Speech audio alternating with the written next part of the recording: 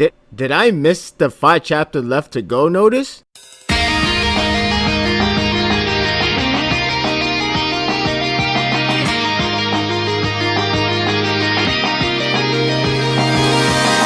Don't worry, we have a lot of things to go, but certainly this chapter was really something else. Chapter 603 is the beginning of a huge warfare that is already so much promising. Gintoki getting up close to Usono. Already that feels like we're at the end of the series. This is the beginning of a massive warfare between the samurais and all the Amatos all around the universe. This chapter got nothing but hype written all over it. Already a lot of promising aspect that's already about to showcase for what's to come. I never felt so much hype from a hyped up chapter, from a setup chapter like this one before, but this is so well done. I really like the entire grasp of this war, the way how it's showcasing how the war affects the people, how war can look so grim. It's really captured so well. I really love how they have Gintoki see the entire scenery, so many corpses, just having Gintoki reaction without saying a word gives you that thought that he's remembering everything that happened before, everything that he has to go through in his past time. We're really seeing how Gintoki reflects on his emotion about losing his own comrades, losing the people they have fought against these Amatos in order to get their sensei back, but then it comes to an ultimate fail. When it comes to the art of this chapter, I think this really captures so much well with the war, so much well with the characters, expressions. One of my favorite capture moments was when Gintoki rushed to Usono in a flaming area, and it just looks so damn good. It got me so much hype to see them fight already. Just captures so much emotion, so much of anticipation, and I really love the entire war being really done such a way that we really are in effect of having these people losing their lives. We're missing that from a lot of series that doesn't really capture that war. Instead, they only show you one-on-one battles multiple times. It's like a showcase of fan service rather than a showcase of what the war should be. Grim reality of having people losing their lives, losing their loved ones, everybody losing everything, and in the end, whether they win or not, is something that cannot replace what they have lost. The characterization in this chapter is really strong. I really like the capture of Nobleman and Gintoki talking to each other. These people have no way to end their hatred unless they have to involve fighting. Gintoki could understand that she's reflecting herself. Even she cannot answer this. She cannot say like, oh, not me, or yes, it is me. She can only say she doesn't know. Something about feelings cannot be described, even if you are the person that is trying to understand yourself. And I really like how Gintoki even find himself to be in the same position. It's so strong with the characterization in this chapter. Senzo actually appears in this chapter, and it's great to see him again. Unfortunately, he has that depressing aura that really makes you feel very sorry for him. At the same time, you can understand what position he's in. He's not coming off as a crybaby, but he's coming off as a guy that really needs to find some place in himself. He is the guy that feels like an ultimate traitor, that feels like the guy that has failed everybody, and you can't really blame him. I can't even blame him. I really felt so awed by his expression, his wordings. Everybody in this chapter, their words expression comes off so emotional, especially with Sakamoto and Ensho with a confrontation. I thought these two confrontations felt so impactful, how much these two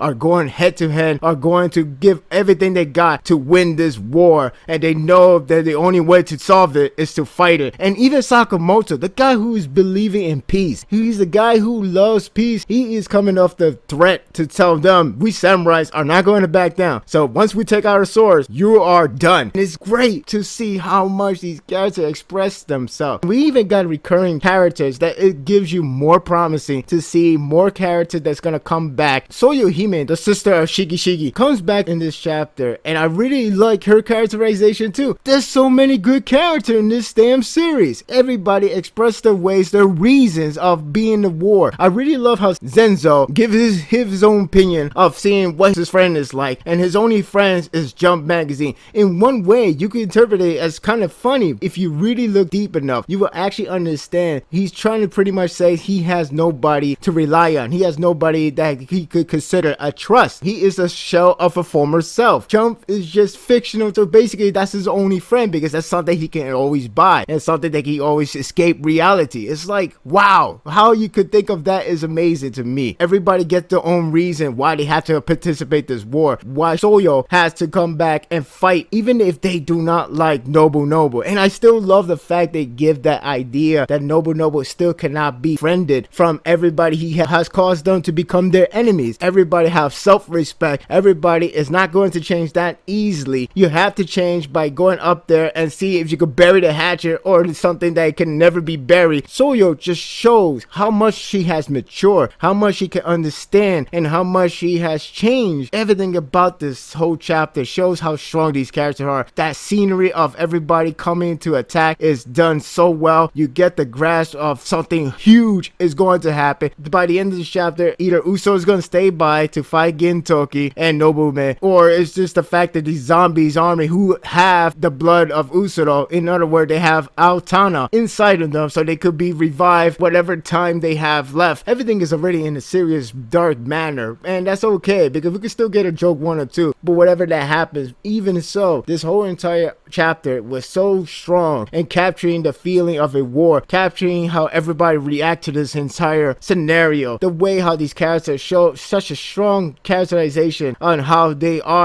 who they are, and what they have to do to change themselves, to redeem themselves. Already gave me so much hype. We're going to see a lot of old characters. I can really sense it. This is how you do war. This is how you make anticipation strong. This is how you create hype. This is how you do a damn series in a great manner. I don't know how it's going to all fall down in the end, but this chapter itself is so much hype. I really like this chapter. I really feel like this war arc has no worries to be so disappointing. In fact, I feel like this is going to be the best in the Shonen Jump weekly magazine. I can already sense it. Chapter 603 gets a 9.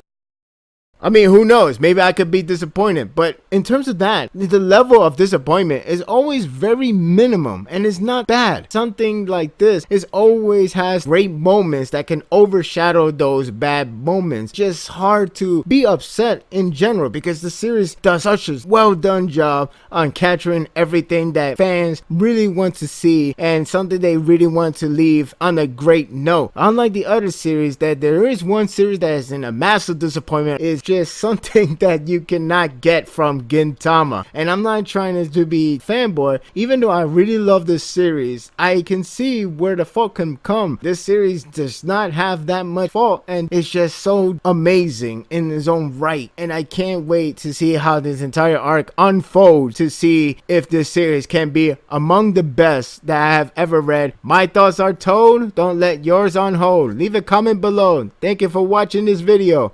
If you like this and want more of this, subscribe to my channel and my world will be yours to stay. Until next time, take care.